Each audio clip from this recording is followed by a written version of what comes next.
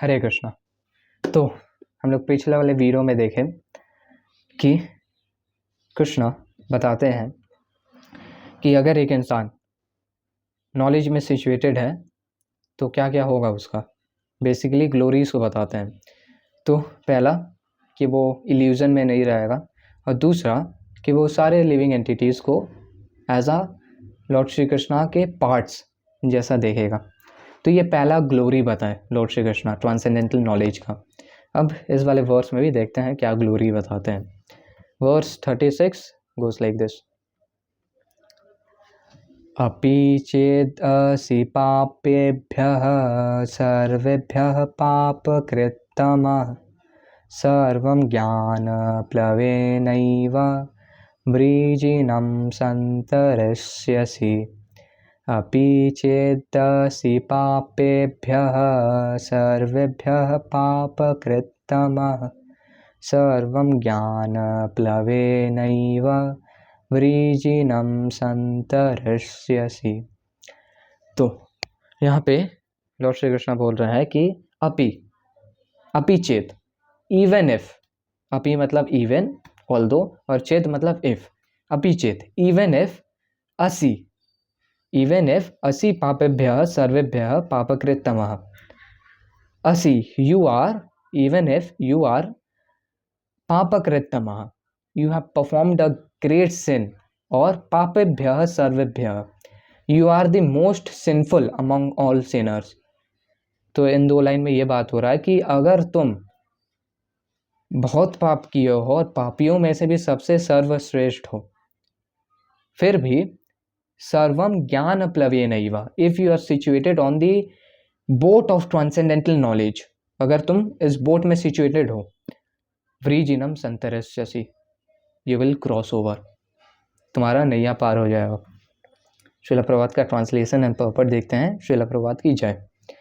Even if you are considered to be most sinful of all sinners, when you are situated in the boat of transcendental knowledge, you will be able to cross over the oceans of miseries. इस words को अच्छे से समझने के लिए आते हैं श्रील प्रभात के पर्पट में। Proper understanding of one's constitutional position in relationship to Krishna is so nice that it can at once lift one from the struggle of existence which goes on in the oceans of nescience। तो इस line को एक बार फिर से पढ़ते हैं। Proper understanding of one's constitutional position in relationship to Krishna is so nice that it can at once lift one from the struggle of existence which goes on in the oceans of nescience। तो हम लोग का जो constitutional position है in relationship to Krishna, constitutional position as a servitor का, इस चीज़ को हम लोग रिवाइव करते हैं। और ये चीज़ इतना अच्छा है, इट इज़ सो नाइस, कि ये एट वंस एक लिविंग एंटिटी को मटीरियल स्ट्रगल से बाहर निकाल सकता है। डेथ के बाद तो वो डेफिनेटली बैक टू कॉटेज जाएगा, घर वापस जाएगा। लेकिन जब वो ये चीज़ रियलाइज़ करता है तो उस पॉइंट ऑफ टाइम में भी वो इस मटीरियल वर्ल्ड में भी ब्लिसफुल रहता है। तो कि देखो ये क्या चीज़ है, मटीरियल वर्ल्ड में भी ब्लिसफुल रहता है, साथ ही साथ डेथ के बाद भी ब्लिसफुल रहता है। तो it is a win win. This material world is sometimes regarded as oceans of nescience and sometimes as blazing fire. तो कभी कभी इस मटीरियल वर्ल्ड को ऐसा बोला जाता है कि ये ओशन ऑफ nescience है, बर्थ एंड डेथ और बाकी सारा मिजरीज का ये ओशन है, महासागर है। और बोला जाता है कि ये ब्लेजिंग फॉरेस्ट है। ब्लेजिंग फॉरेस्ट इसलिए क्योंकि यहाँ पे जैसे कि ब्लेजिंग फॉरेस्ट मतलब जैसे फॉरेस्ट फायर हुआ, तो फॉरेस्ट फायर में ब्लेजिंग फायर रहता है और हर एक पेड़ जलता है, और कौन जलाया है नोबडी नोस। वैसे ही इस मटीरियल वर्ल्ड में हर कोई मिजरीज से जल रहा है, लेकिन वो मिजरीज आता कहाँ से है भाई, किसी को नहीं पता। तो इसलिए ब्लेजिंग फॉरेस्ट फायर से भी कंपेयर किया जाता है। In the ocean however expert swimmer one may be, the struggle for existence is very severe. तो यहाँ पे स्पेसिफिकली ओशन का बात कर रहे हैं लॉर्ड श्रील प्रभुपाद। तो एक ओशन के बीच में कोई एक इंडिविजुअल हो, वो भले कितना भी ग्रेट स्विमर क्यों ना हो, फिर भी वो स्ट्रगल करेगा और वो मर सकता है, क्योंकि मान लो ओशन के बीचों बीच है और हर डायरेक्शन में पानी है और लिटरली उसको धरती भी दिखता होगा कर्व, तो किधर जाएगा वो, कितना ही स्विम करेगा। किलोमीटर्स एंड किलोमीटर्स दूर एक शोर प्रेजेंट हो सकता है और कितना ही स्विमिंग करके जा सकता है वो डूब जाएगा, पॉसिबल नहीं होगा।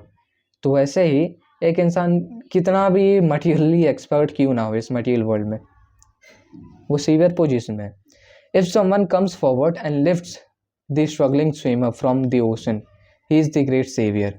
तो मान लो वही एक इंडिविजुअल जो डूब रहा है, मान लो एक बोट आता है और उसके तरफ हाथ बढ़ा के उसको उठा लेता है बोट में, तो वो पर्सन जो बचा रहा है वो ग्रेट सेवियर है, स्पिरिचुअल मास्टर का बात हो रहा है यहाँ पे। तो हम लोग को ये चीज़ समझना है कि वो बोट क्या चीज़ का बोट है, वो भक्ति का बोट है, वो कृष्णा कॉन्शियसनेस का बोट है। और वो बोट में कैप्टन कौन है, वो स्पिरिचुअल मास्टर है, गुरु है। और वो बोट को चलाने वाला पीछे से हवा कैसा है, फेवरेबल विंड्स है जो बोट को आगे कर रहा है, वो कौन है, वो हम लोग का वैदिक लिटरेचर है, भगवद गीता, श्रीमद् भागवतम एसेट्रा। और हम लोग अगर इस बोट में सिचुएटेड रहें तो easily we will cross over the oceans of nescience. और ऐसे श्रीमद् भागवतम ये मेंशन्ड है कि अगर एक इंडिविजुअल गुरु, वैष्णव, शास्त्रस और कृष्ण का शेल्टर लेता है, तो ये जो ग्रेट महासागर है, ये जो ग्रेट मटेरियल ओशन है, वो एक काफ के हुफ प्रिंट जैसा हो जाता है। एक गाय के बछड़े का जो पैर का जो हुफ नहीं होता है, उससे कभी कभी ज़मीन में प्रिंट आ जाता है और उसमें कभी कभी पानी भरा रहता है, तो वो ग्रेट महासागर उस पानी के समान है। और काफ का हुफ प्रिंट बोला गया है, मतलब कोई एक बड़ा काऊ रहता है तो फिर भी उसका हुफ में ज़्यादा प्रेशर रहता है और थोड़ा सा डीप रहता है उसका हुफ प्रिंट, लेकिन एक काफ एकदम हल्का रहता है, उछलते कूदते रहता है, और उसका हुफ का प्रिंट कितना ही ज़्यादा गहरा होगा। तो इससे कंपैरिजन किया हुआ है इसका गहराई बताने के लिए। Perfect knowledge receive from the supreme personality of godhead is the path of liberation. The both of Krishna consciousness is very simple, but at the same time, the most sublime. The boat of Krishna consciousness जो है ये बहुत ज़्यादा simple है। हम लोग पिछले वाले वीडियोस में कितना कुछ समझ रहे थे, प्राणायाम, प्राणपान, गतिरुद्भा, प्राणायाम, परायण, इतना कुछ समझ रहे थे और ये सब चीज़ बहुत कॉम्प्लिकेटेड है। लेकिन Krishna consciousness just chant and here, वो अलग बात है कि उतना भी हम लोग इतना कंडीशनड है कि उतना भी हम लोग को बहुत ज़्यादा हार्ड लगने लगता है, लेकिन प्रैक्टिकली ये बहुत ज़्यादा सिंपल है, जस्ट चैंट एंड हियर, और एट द सेम टाइम बहुत ज़्यादा सबलाइम है, बहुत ज़्यादा इजी मेथड है। और श्री चैतन्य महाप्रभु खुद, लॉर्ड श्री कृष्णा जो भगवद गीता बोल रहे हैं, वो खुद है श्री चैतन्य महाप्रभु कलयुग में आके 500 ईयर्स अगो और हम लोग को इंस्ट्रक्ट करते हैं। तो that being said, wrap up करेंगे इस वाले वीडियो को। छोटा सा वर्स था, छोटा सा पर्पट था श्रीला प्रभुपाद का। एक बार रिवीजन के साथ रैप अप करते हैं। अपि चेत् असि पापेभ्यः सर्वेभ्यः पापकृत्तमः सर्वं ज्ञानप्लवेनैव वृजिनं सन्तरिष्यसि।